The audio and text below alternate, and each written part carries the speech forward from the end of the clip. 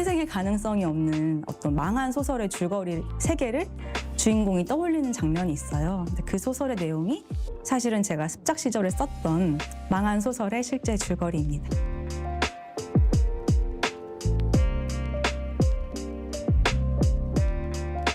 거창한 목표는 없고요. 앞으로도 제 머릿속에 자꾸 떠오르는 이야기들, 그리고 또 제가 좋아하고 읽고 싶은 이야기들을 계속 꾸준히 만들어 나갈 계획입니다.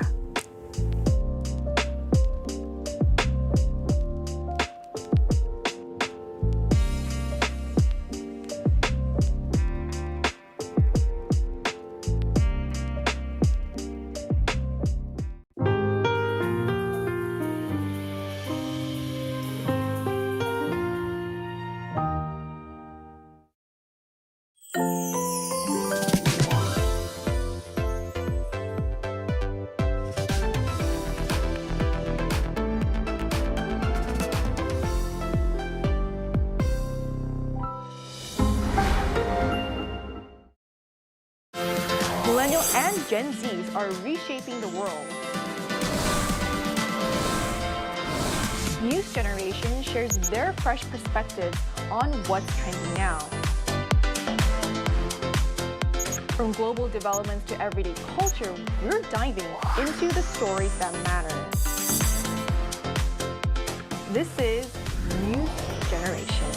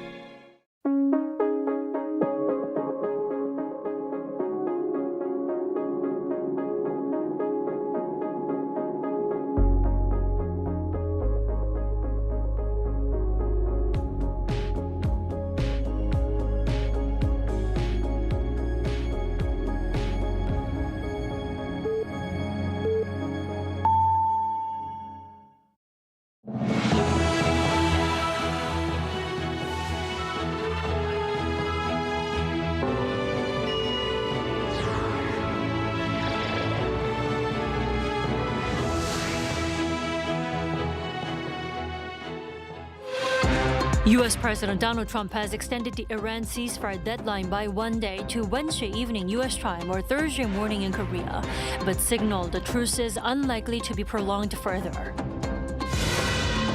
With the U.S. delegation preparing to head to Islamabad for peace talks, Iran has yet to confirm its participation as Pakistan tightens security ahead of the potential negotiations.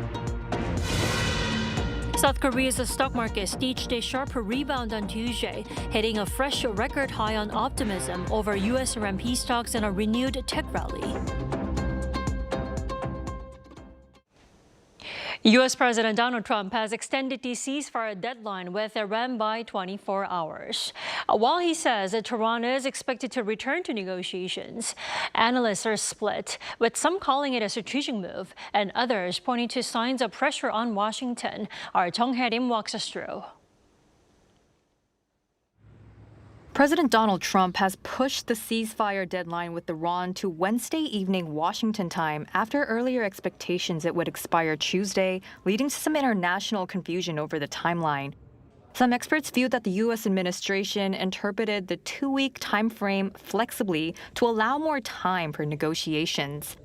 As the new deadline nears, Vice President J.D. Vance and a delegation of U.S. officials are expected to head to Islamabad for a potential second round of talks.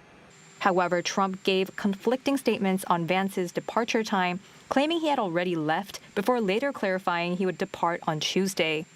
Amidst this uncertainty, Tehran continues to publicly deny plans to resume talks. Rather than just giving Iran more time, it appears the U.S. is the party in a hurry. President Trump is very determined to reach a deal and effectively end this conflict. This extension likely reflects Washington's own urgency to secure a diplomatic victory. Some diplomatic observers argue that this confused extension of the deadline is actually calculated diplomatic action They contend that by moving the deadline, U.S. is providing Iran's leadership with a vital off-ramp, allowing Tehran to frame a potential agreement as a sovereign choice rather than a surrender under immediate threat. From Washington's perspective, the extension represents a final opportunity for a diplomatic breakthrough before the midterm elections. Trump has also emphasized that a further extension is, quote, highly unlikely, which means the ceasefire is now set to expire at 8 p.m. Wednesday. A historic peace deal or a return to a military confrontation now rests on the high-stakes meetings in Islamabad. 정혜림, Arirang News. In the meantime, though, the Iranian side has yet to give a clear indication of whether it'll attend the peace talks ahead of the ceasefire expiration. Our Park Chun-han has the latest.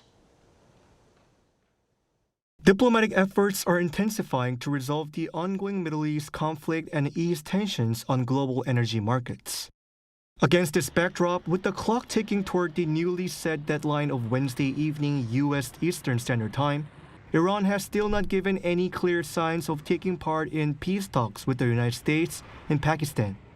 This comes after Iran's parliament speaker and head of its negotiating team, Mohammad Bagher Ghalibaf, claimed on Tuesday that Tehran does not accept negotiations under the shadow of threats, casting doubt on the planned second round of peace talks. In addition, it follows Iran's foreign ministry calling on Sunday for the release of an Iranian cargo vessel seized by the U.S. Navy. Iranian Foreign Minister Abbas Araghchi said continued U.S. ceasefire violations remain a major barrier to moving forward with diplomacy. Iranian President Masoud Pezeshkian underscored the deep mistrust between Tehran and Washington, warning that meaningful dialogue depends on honoring commitments. In a social media post on Monday, he said Iran remains wary of what he described as contradictory signals from U.S. officials, adding that Iranians would not yield to pressure as the talks approach. However, the Iranian president earlier this month signaled in an open letter that he's open to swiftly pursuing a diplomatic resolution, stressing that the outcome will shape the future for generations to come. Park Chun-han, Arirang News. Though the prospects for peace talks remain uncertain, Islamabad is ramping up preparations to host U.S. Iran negotiations, with heightened security measures that have even led to closure of key sites, including a major mosque. Kim So-young has more. As a second round of U.S. Iran peace talks appears increasingly likely, Pakistan is stepping up security across Islamabad. On Sunday afternoon local time, barbed wire had been set up along the road leading to Faisal Mosque in Islamabad. An English sign reading "Police Check Post" stood in the middle of a 3-lane road. The Faisal Mosque is the largest in Pakistan. More than just a religious site, it is widely seen as a symbol of Pakistan's national identity. And it is rarely closed. Residents say this is the first time they have seen it shut down, except during major protests.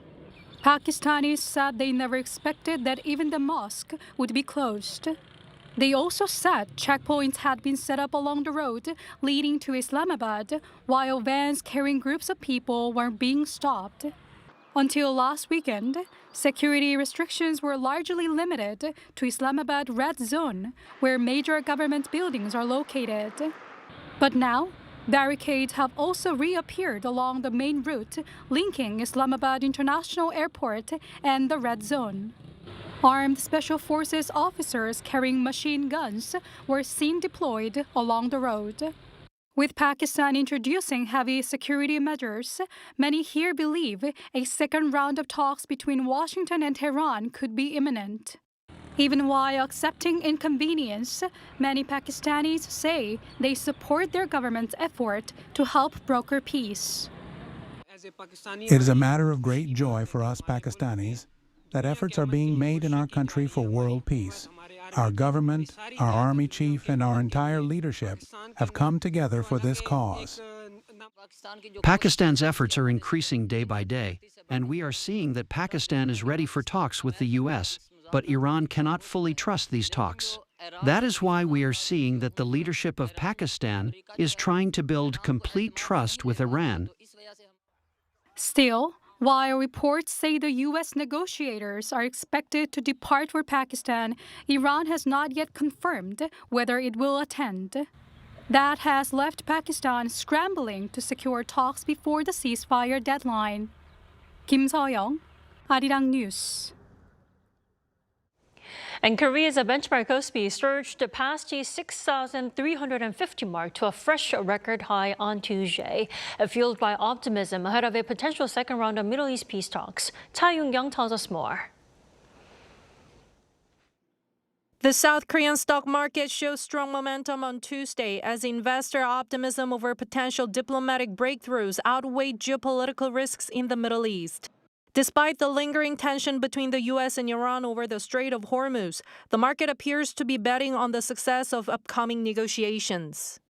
Earlier this month, South Korea's benchmark KOSPI plunged sharply following the outbreak of conflict between the United States and Iran on April 13th, triggering concerns over escalating geopolitical risks.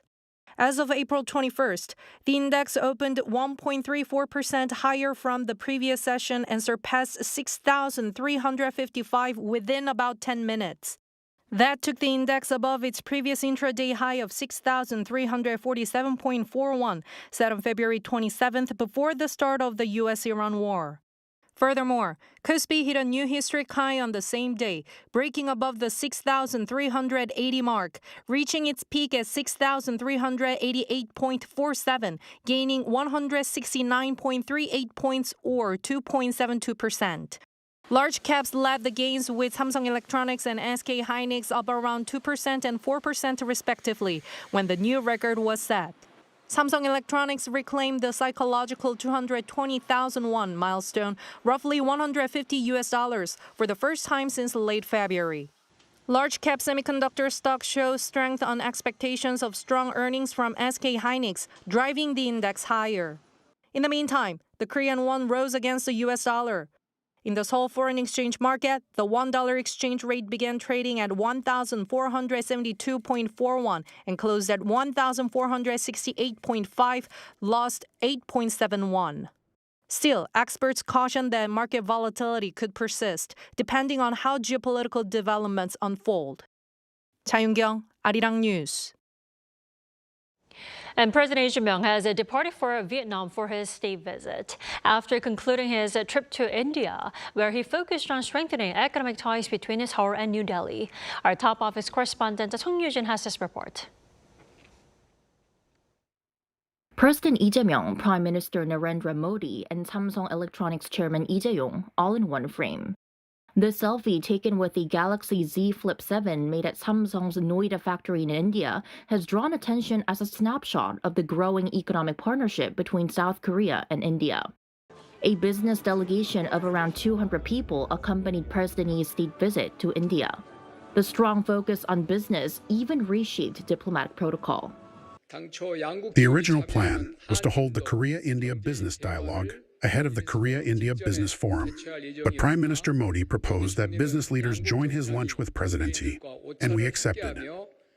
According to the policy chief, talks focused on broadening cooperation beyond traditional sectors such as automobiles and electronics into other industries like shipbuilding and steel. President Lee reinforced that message later in the day at the Korea-India Business Forum. 세계적 수준인 인도의 인공지능 소프트웨어 역량과 한국의 반도체, 배터리, 자동차 조선 등 제조 경쟁력이 결합되면 양국은 막대한 시너지를 낼 수 있을 것입니다. Calling for a step up in economic cooperation between Seoul and New Delhi, Lee reiterated the goal of doubling bilateral trade to $50 billion a year by 2030. Annual trade between the two countries has hovered around $25 billion in recent years, a level the president said falls short given India's emergence as one of the world's largest economies. To that end, the two countries plan to resume the 12th round of negotiations next month to upgrade their comprehensive economic partnership agreement, aiming to reach a deal by the first half of 2027. Addressing several non-tariff barriers, making it easier to do business between the two countries, easing the rules of origin, expanding market access, and opening up the doors in both countries A total of 20 memorandums of understanding were signed between businesses from the two countries at Monday's forum. One of the key deals involves HD Korea Shipbuilding and Offshore Engineering developing a new shipyard in India. 송유진, Arirang News. South Korea is also poised to expand screen production with India. Culture Minister Choi Hee-young met with heavyweights in India's film industry in New Delhi on Tuesday local time on the sidelines of President Lee Jae-myung's state visit. The meeting included a signing ceremony for a joint film project tentatively titled Amour, which is scheduled to start shooting in September. This latest screen venture builds on the success of a recent Korea-India production titled Made in Korea, which topped Netflix's global non-English charts last month.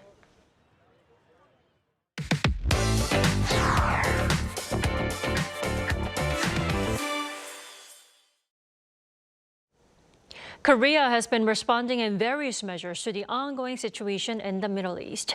Though the ruling and main opposition parties maintain their rhetoric, lawmakers show consensus in supporting the public through the prolonged difficulties. For more on this, we have our political correspondent, An Sung-jin. Welcome back, Sung-jin. Thanks for having me. So, Sung-jin, you sat down with the floor leaders of the Foreign Affairs Committee at the National Assembly. Now, what did they have to say in responding to the Middle East crisis? Right, so let's first break it through by sector, starting with the economy. Nearly 2 months into the ongoing crisis in the Middle East, the ripple effects are being felt far beyond the region. Now in Korea, the prolonged instability has begun to impact particularly the economy and a wide range of industries. One key priority emphasized by both sides is mitigating the economic shock.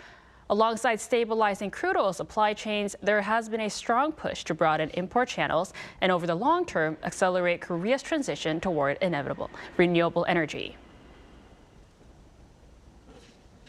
So when we combine those policy measures, in addition to the diversification and the energy safe measures, all in all, we can kind of survive this period of difficulties.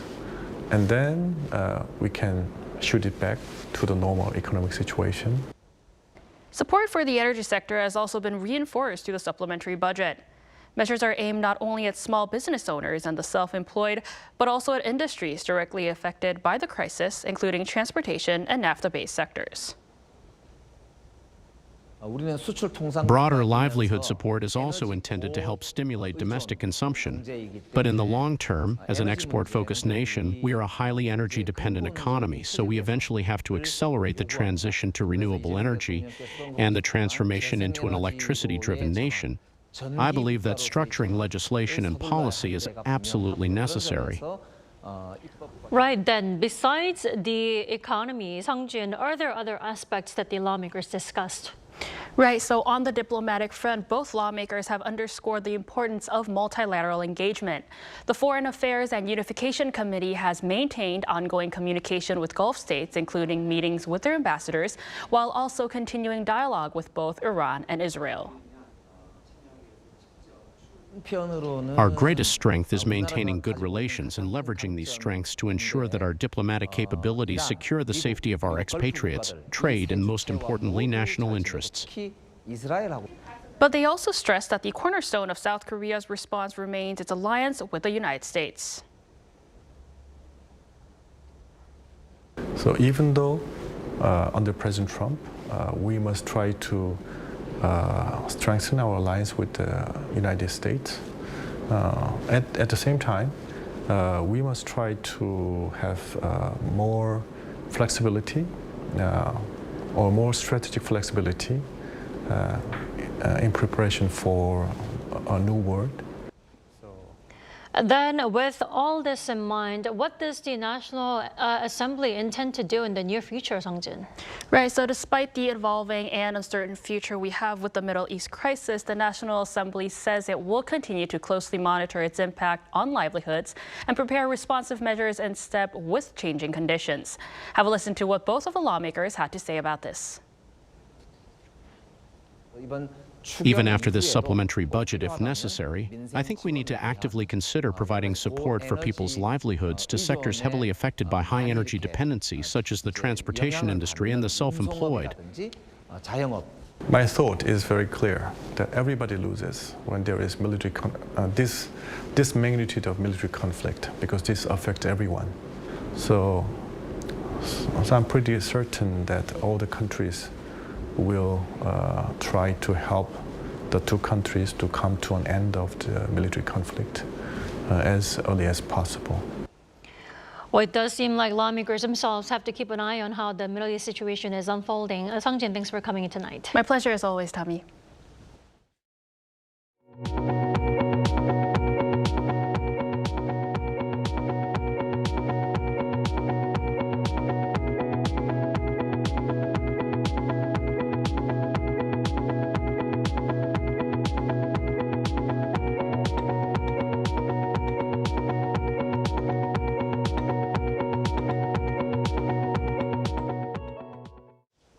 South Korea is set to begin providing money from its high oil price damage relief fund from April 27th to be correct.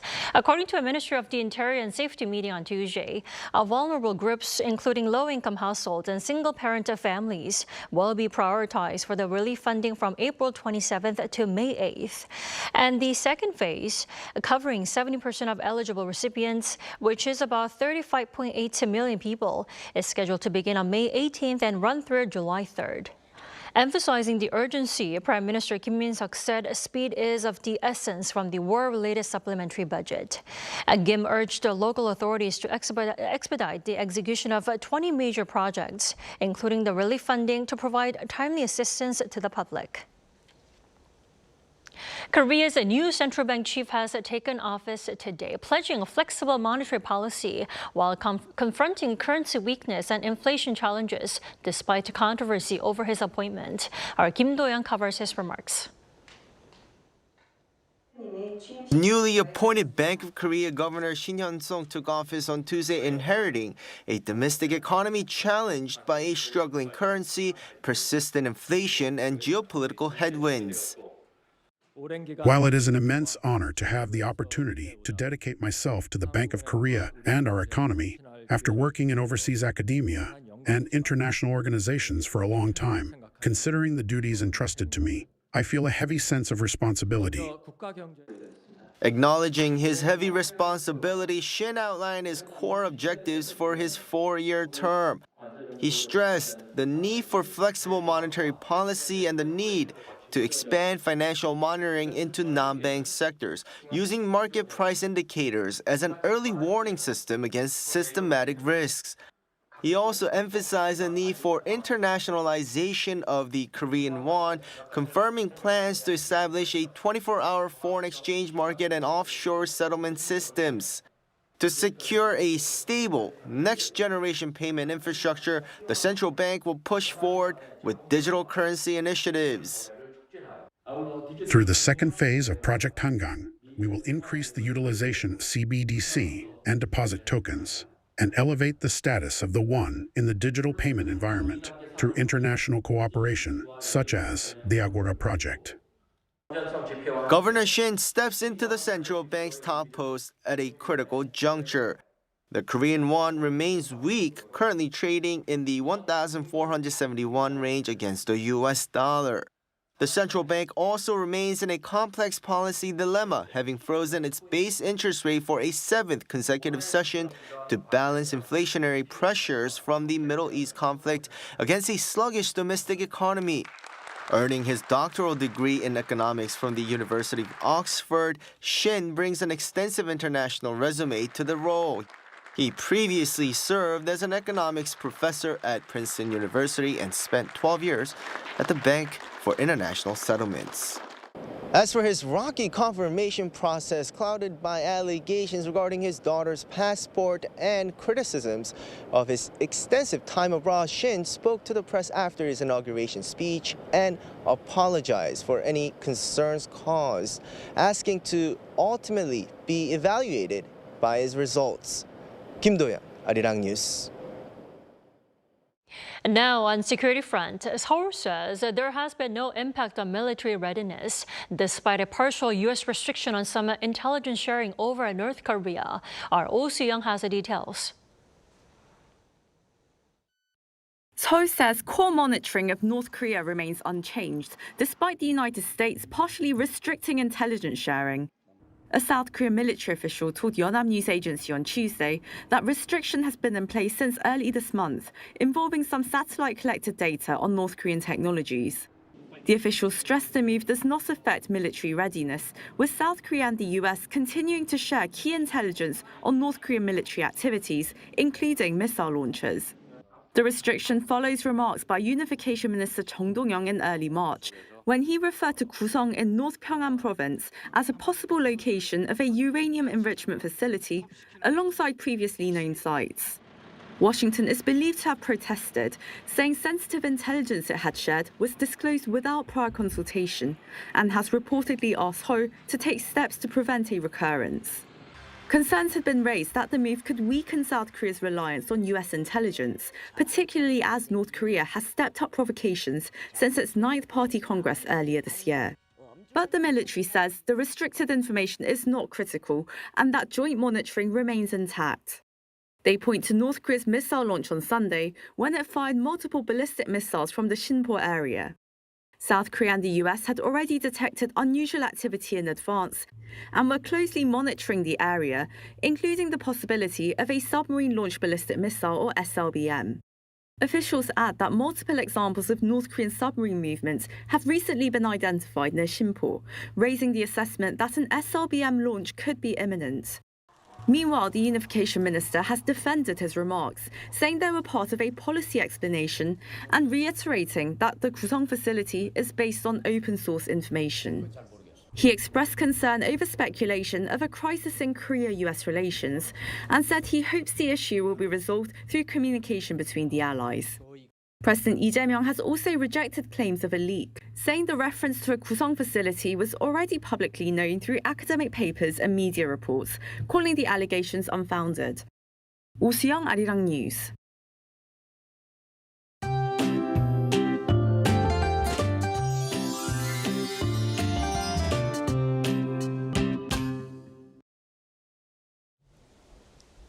Tomorrow, we're expecting to see 20 to 60 millimeters of rain on Jeju Island, while the Jeollanam-do and Gyeongsang-nam-do provinces will also have some showers. Meanwhile, dust from the Gobi Desert and Inner Mongolia is really hurting air quality right now. This dust is likely to stick around through tomorrow, so you want to take some precautions. Make sure to wear a mask and try to avoid going outside as much as possible. Because of the lingering dust, air quality will remain poor across the country. Fine dust levels could briefly spike to very bad in Busan, Ulsan, and Gyeongsang-nam-do province tomorrow morning. Also, a dry weather advisory is still in effect, mainly for Gangwon-do province and the northern part of Gyeongsang-buk-do province. As for temperatures, Seoul will start the day at 10 degrees Celsius, Daejeon at 8 degrees, Busan at 12 degrees. Then by the afternoon, Seoul will get up to 19 degrees, Gwangju at 18 degrees, and Daegu at 20 degrees. Looking ahead, rain will start tomorrow morning and in some places could linger into Thursday. Now here's a look at the weather around the world.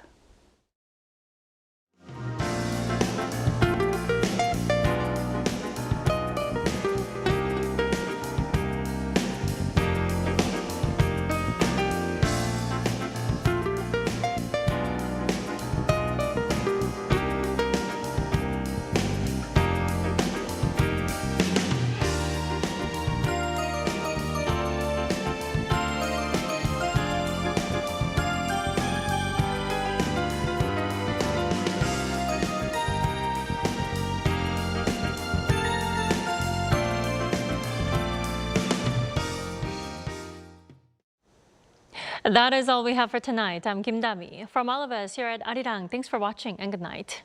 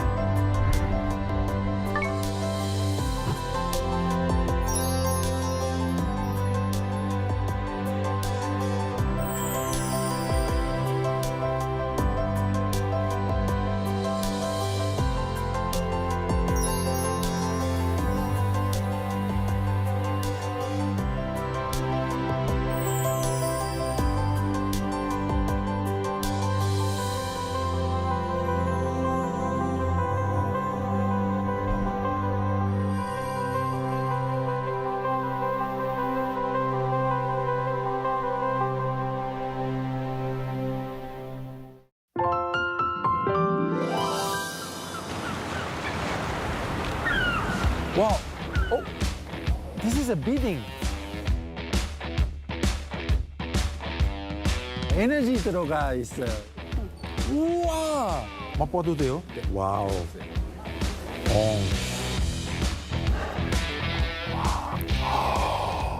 와, 색깔이 조금 노란색이에요. 부드러워요. You see? Beautiful little octopus shape.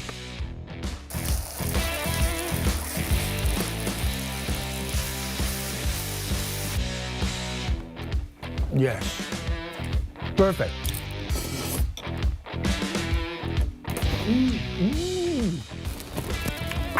There. Suck.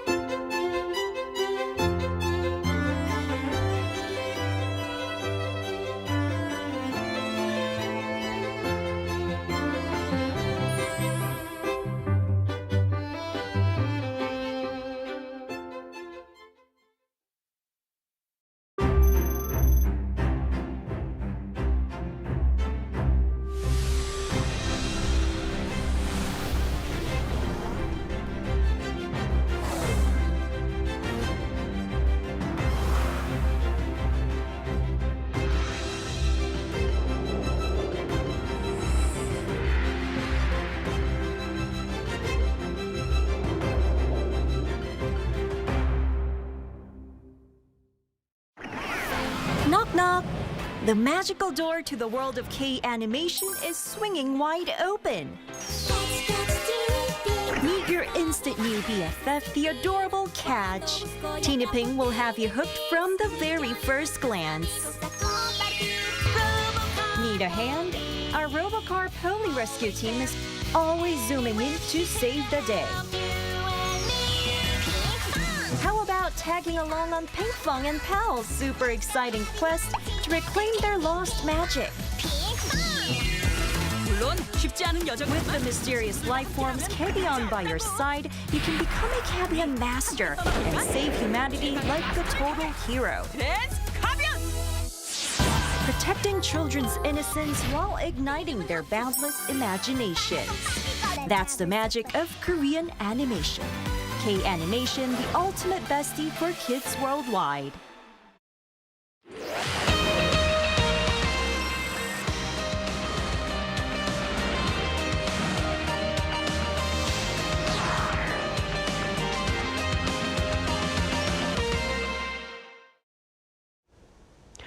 Welcome to Within the Frame, where we bring the most pressing issues across the globe into focus. I'm Kim Mo-kyeon.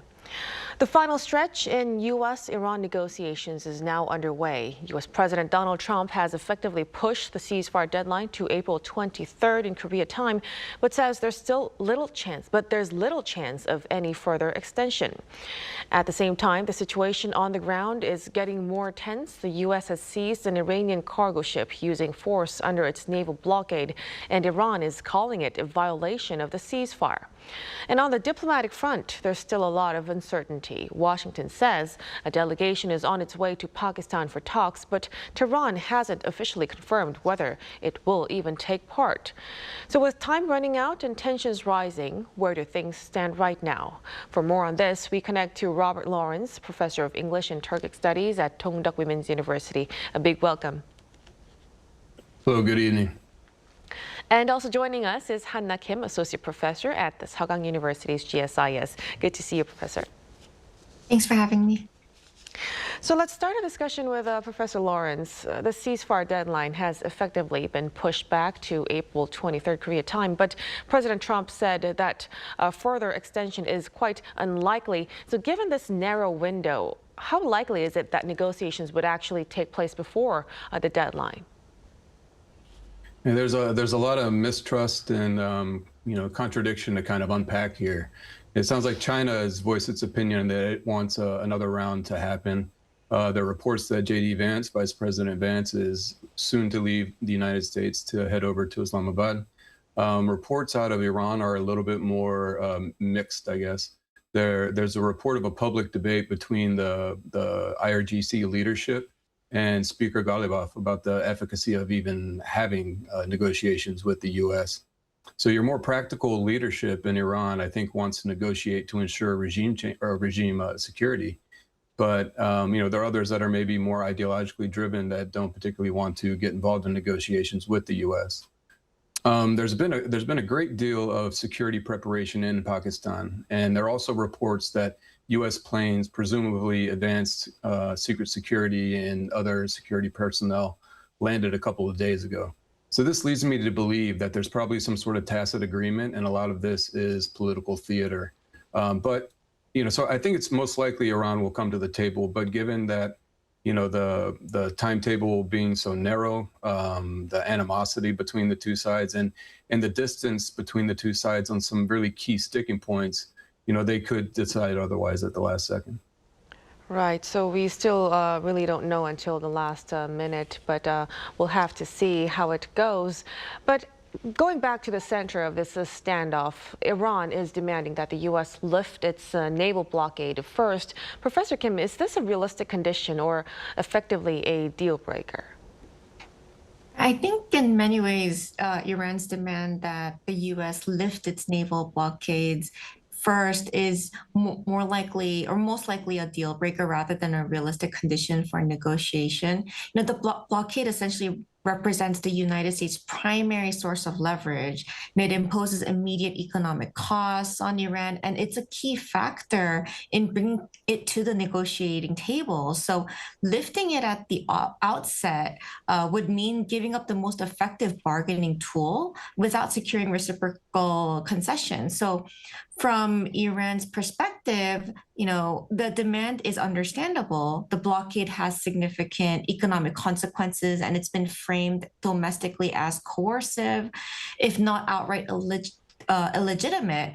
So politically, Tehran cannot easily enter negotiations while that pressure remains in place. And precisely because of both sides view this blockade as existential, one as leverage, the other as unacceptable coercion, it's become a central sticking point. So this creates a classic bargaining impasse. Each side is asking the other to move first or what it considers a core issue. And the United States wants concessions before easing pressure, while Iran wants relief before making concessions. So without some form of sequencing, the gap is essentially difficult to bridge. But in the current context, the demand is therefore likely to stall meaningful progress. But at the same time, given the history of unconventional diplomacy in U.S.-Iran relations and the unpredictability associated with leaders like Donald Trump, it would be premature to rule out unexpected shifts or the possibility of unexpected developments. Definitely. Now, just ahead of the initial deadline, the U.S. used force to seize an Iranian cargo ship, marking the first known use of force under the blockade. Professor Lawrence, what signal is Washington sending through this? Again, there's a lot of confusion around this move. On April 17th, while he was applauding the opening of the strait for business, he also said that the blockade would remain in place until the deal with Iran was 100% done. Then the next day, on Saturday, the IRGC said that they were going to reclose the strait and open fire on 2 civilian merchant vessels. The next day is when the ship, the Tuska, tried to run the blockade. The ship has a little bit of a history to it from a U.S. perspective. It's been under sanctions for about 6 years. It's run by a company that's under IRGC control.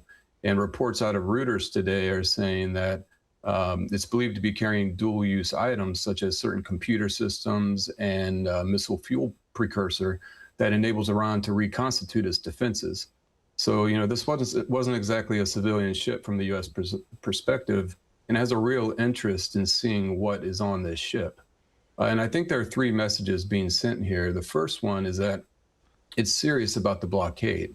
It's telling Iran that if Iran's not going to let ships through, neither is the United States, and it's going to hold, Iran to this until there's some sort of a deal made. And that would be number two, is to keep pressure on Iran to actually come to the table and make a deal, not to stretch out negotiations as it has in the past, maybe. And the third, I think that there's a little bit of a great power rivalry at play here between the U.S. and China. So it was really a very bold move coming from the U.S. Iran, in response, has called this a violation of the ceasefire.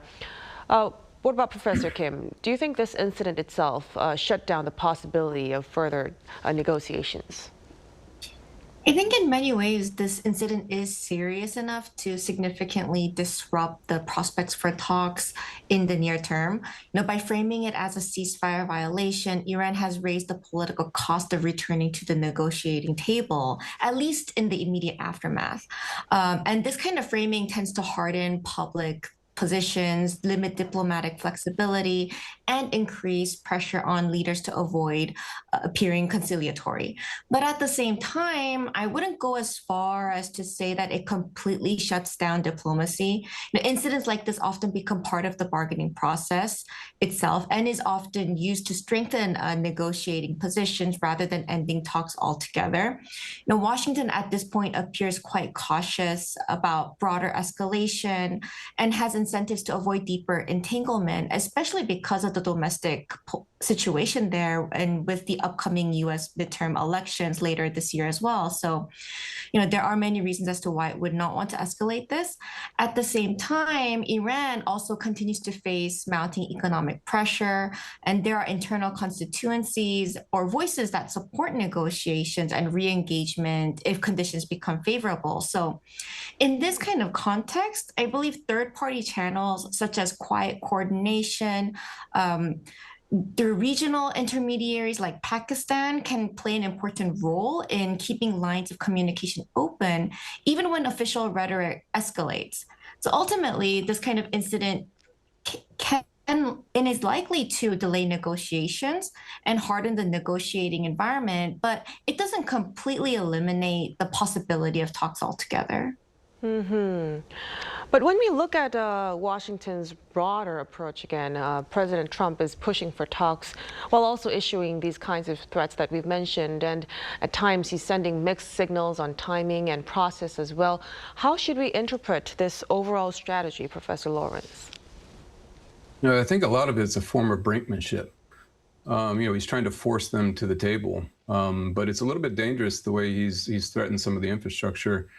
Because it paints him into a corner in a way. It's a negotiation tactic, but I think the U.S. could probably do itself a favor in the court of global public opinion by explaining why certain types of targets are legitimate targets, without giving away any strategic objectives. There are a lot of dual-use or war-sustaining infrastructure targets that are perfectly legitimate in the law of armed conflict, but they have to qualify them as military objectives. Does the destruction of this target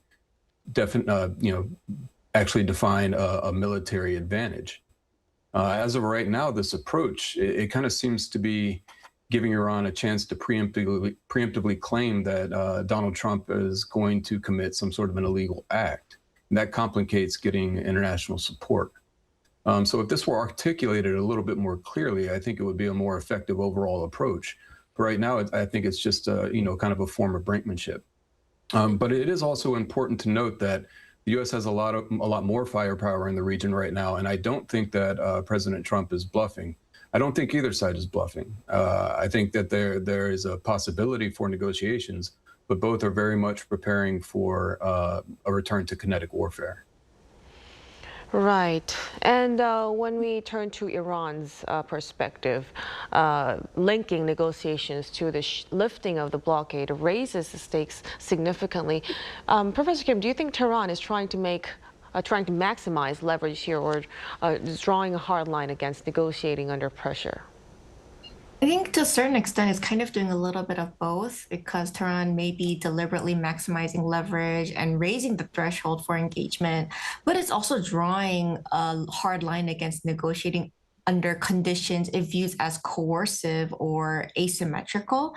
Now, on the one hand, it's a strategic move to front load demands and reshape the terms of engagement, which is essentially signaling that talks cannot proceed under what Iran views as coercive conditions. So in this sense, it's an effort to extract concessions upfront and improve its bargaining position. But at the same time, the rigidity of this demand indicates a principled boundary. Now, Tehran is signaling that it will not legitimize negotiations conducted under active economic pressure or from a position of immediate weakness, at least in the short term.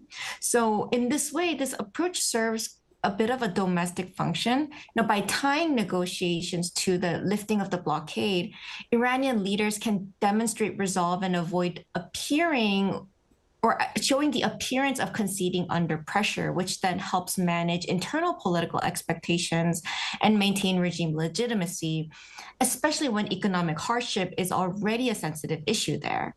So the demand functions as both a negotiating tactic and a red line. So quite a firm stance we're seeing over there. But even if, talks actually begin, Professor Lawrence, there are still major gaps over uranium enrichment and the control of the Strait of Hormuz as well. Are these differences realistically bridgeable in such a short time? I mean, the differences here are pretty huge, to be honest. You have the control over the straits, uranium enrichment, what to do with the 400 plus kilograms of 60% enriched uranium, Lebanon, support for regional proxies, the Iran's ballistic missile program and the U.S. presence in the region. Now, the distance between these sides depends on the particular issue, but they're all contested in, to different degrees. It's very difficult to say what intermediaries have been able to accomplish in kind of back channels in the last week or two. But it seems awfully ambitious to me to try to bridge all of these gaps in one day. Now, like Dr. Kim said before, we have a very unpredictable U.S. administration. And they don't stick to necessarily traditional ways of diplomacy. So I don't want to take anything off the table. We don't know. But again, I think it's pretty ambitious to bridge all those gaps in a day or two. So maybe we could just look forward to a phased approach, probably? Maybe. That'll depend if they can convince Donald Trump to extend the deadline again. When he said that it's highly unlikely, I think he probably means it. But if there's a deal to be made, I think he kind of, that's how he puts himself out there in the world. And I think if he can make a deal, he'd rather do that. Thank you for that clarification. Now, at the same time, the U.S. says a delegation, including Vice President Vance, is heading to Islamabad for talks. But Iran has yet to officially confirm that it will send its own delegation as of yet. Professor Kim, how significant is this gap, and what does it really tell us about the current state of negotiations? Now, I think Professor Lawrence also kind of mentioned this, but the level of uncertainty right now is extremely high, right? And everything can't be bridged altogether at once. While a delegation, including J.D. Vance, may be heading to Islamabad, and this may indicate that the U.S. is, at least to a certain extent, willing to negotiate. The fact that Iran has not even confirmed whether it will send a delegation is also very significant in and of itself. It suggests that the process is not yet on stable footing. And part of the reason is that there are still very large gaps on core issues. And as I mentioned earlier, regarding the Strait of Hormuz, there is a fundamental difference in how the two sides view the issue. And a similarly wide gap exists on uranium enrichment. The United States initially took the position that Iran should not possess even low-enriched uranium, although more recent reporting suggests a possible shift towards demanding a long-term suspension, potentially around 20 years.